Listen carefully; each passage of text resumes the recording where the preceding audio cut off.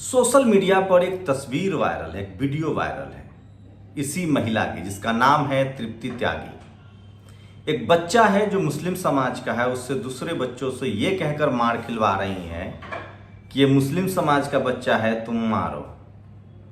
लेकिन सोचिए, ये सिर्फ तृप्ति त्यागी तो एक मामूली सी प्यादा है जिनके दिमाग में नफरत भरा है।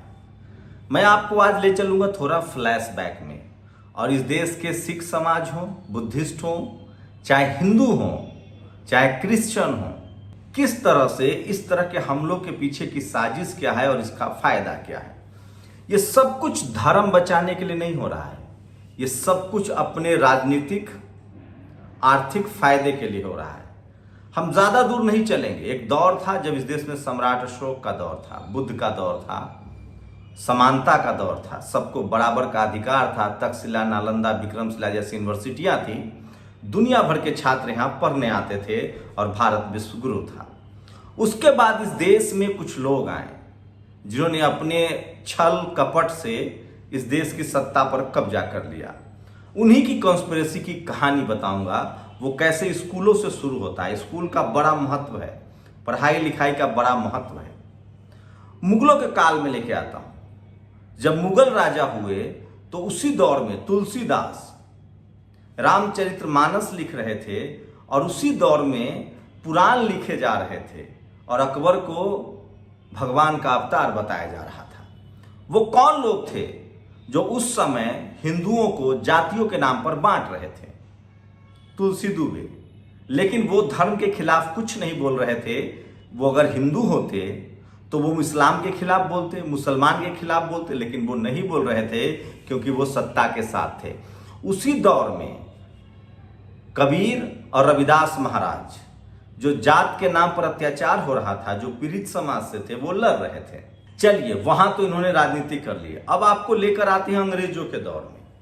अंग्रेजों के दौर में भी बहुत दिनों तक इन्होंने जाति व्यवस्था बनाए रखी और हिंदू में जो लोग जाति दूसरी जाति के थे, उनको जाति के नाम पर ये न पढ़ने लिखने का अधिकार था, न स्कूल कॉलेज का अधिकार था, जो अधिकार अंग्रेजों ने बराबर सबको दे दिया। उसके बाद जब इनको लगा कि अब इस देश में लोकतंत्र आएगा, वोट आएगा, तब इन्होंने हिंदू हिंदू एकजुट हो जाओ का नारा दिया और वहीं से धार्मिक हिंसा शुरू होती है, चाहे वो क्रिश्चियनों पर हो, चाहे मुसलमानों पर हो। अब आते हैं आजाद भारत का। अब आते हैं, आऊंगा मैं तृप्ति तिवारी पर भी आऊंगा। अब आता हूं मैं आजाद भारत पर। आजाद भारत में शुरुआत में सत्ता किसके हाथ में गई?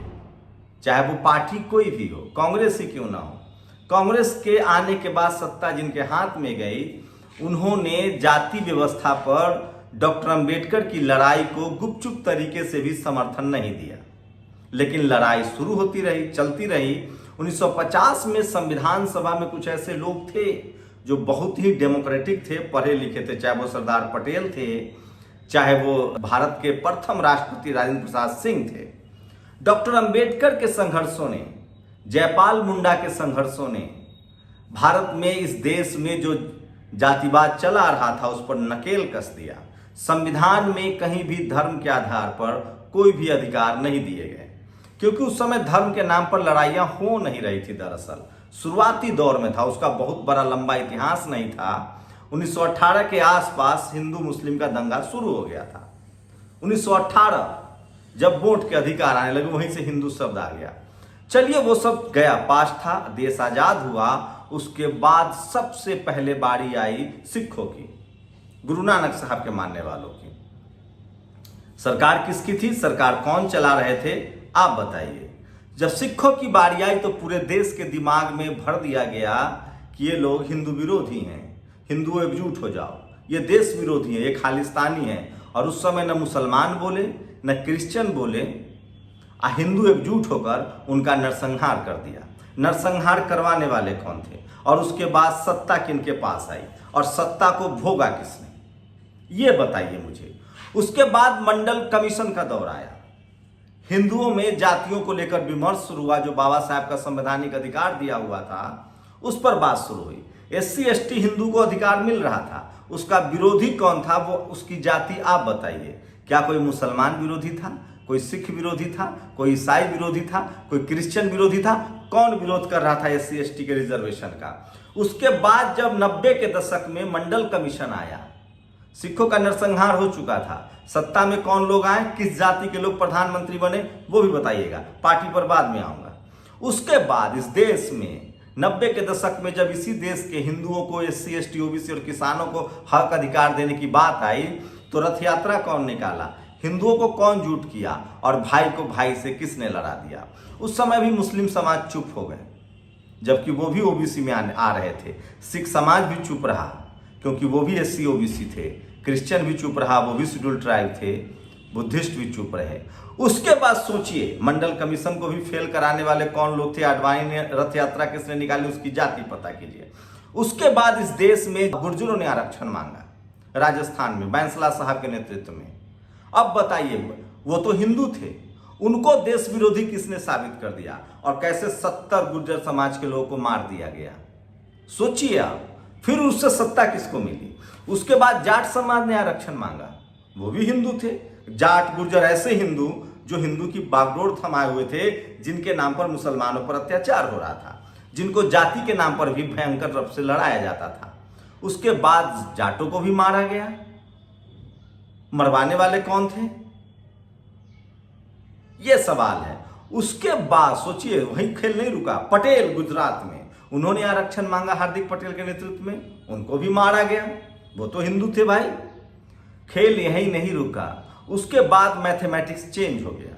इस देश के SC ST OBC, Jat Gurjar Patel Maratha को समझ में आने लगा कि अरे ये तो मारने वाला कोई और है, न सिख है, न वो ईसाई है, न क्रिश्चियन है। मार कौन रहा है? जो अपने ही धर्म में सबसे ऊपर बैठा है, उसका नाम आप बताइए। उसके बाद खेल पलट गया। लोगों को लगा कि ये तो कमाल हो रहा है, एससी एसटी ओबीसी किसान जातियां एकजुट हो रहे हैं। उसके बाद फिर आ गया हिंदू मुस्लिम, जो तृप्ति त्यागी कर रही है। अब इस हिंदू मुस्लिम में ऐतिहासिक रूप से जो हिंदू पीड़ित हैं, चाहे सिख हो, ईसाई हो, क्रिश्चियन हो, वो गलती कर रहे हैं।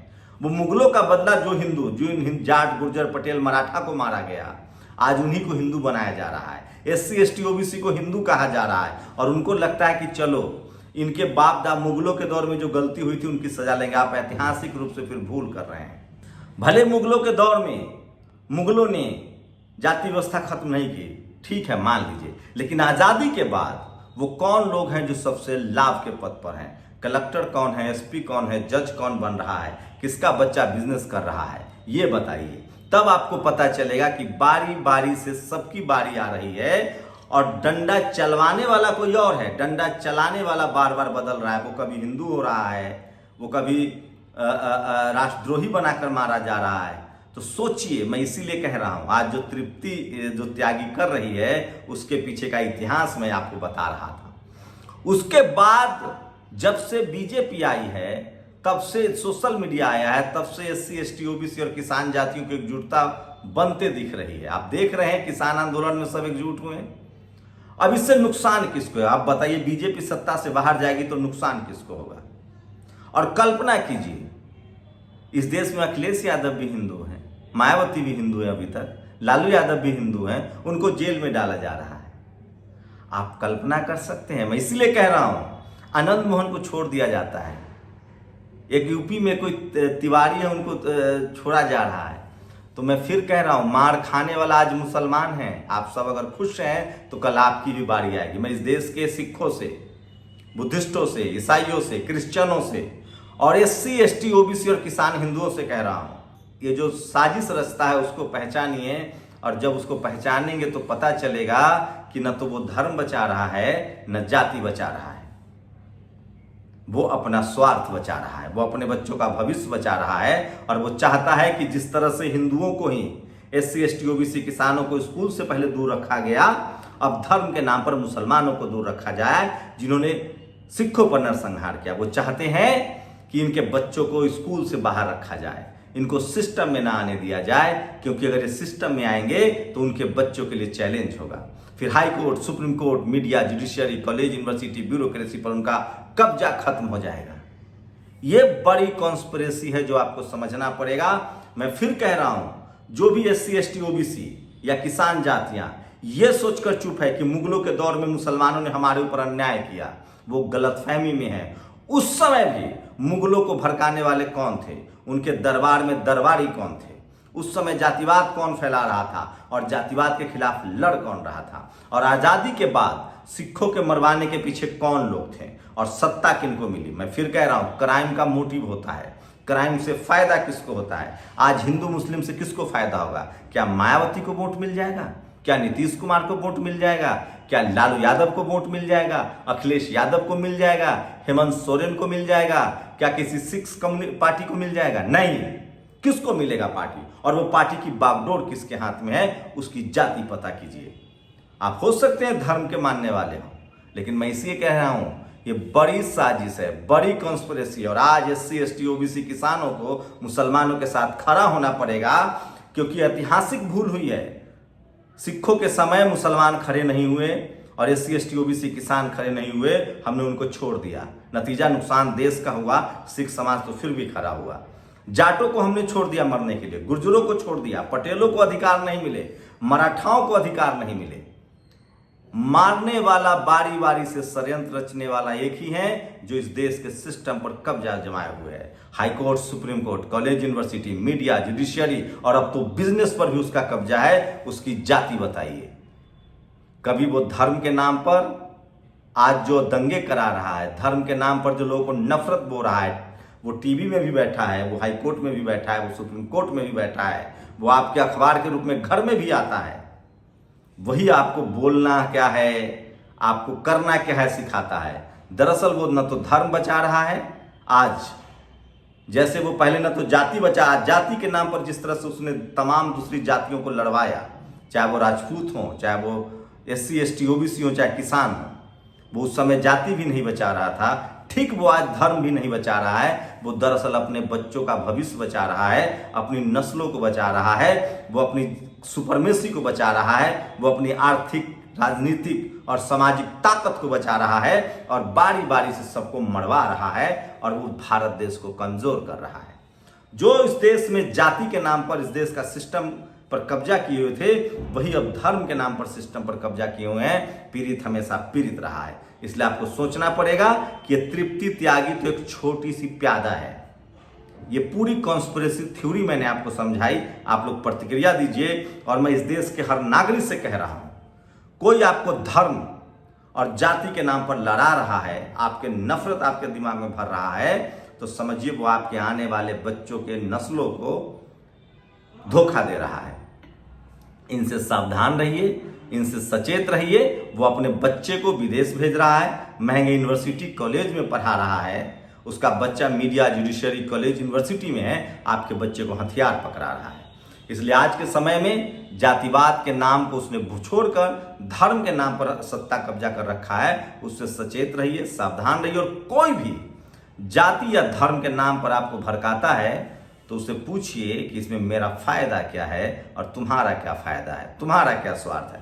आप देखेंगे कि जो कल तक जाति के नाम पर मजा मार रहे थे, धर्म के नाम पर भी वही मजा मार रहे हैं। आप लोग अपनी प्रतिक्रिया जरूर दीजिए। आपकी प्रतिक्रिया बहुत जरूरी है। शुक्रिया।